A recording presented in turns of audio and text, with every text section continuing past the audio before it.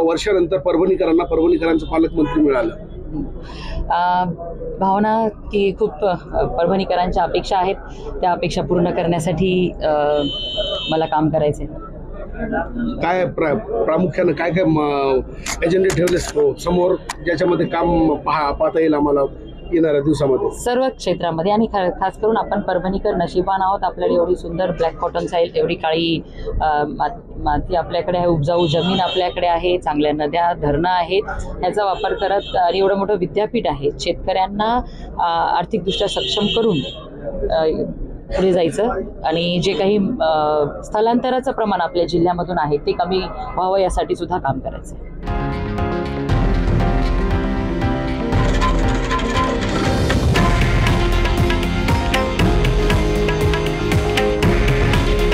हे आहे देशातील नंबर 1 न्यूज नेटवर्क आणि आपण पाहत आहात TV9 मराठी.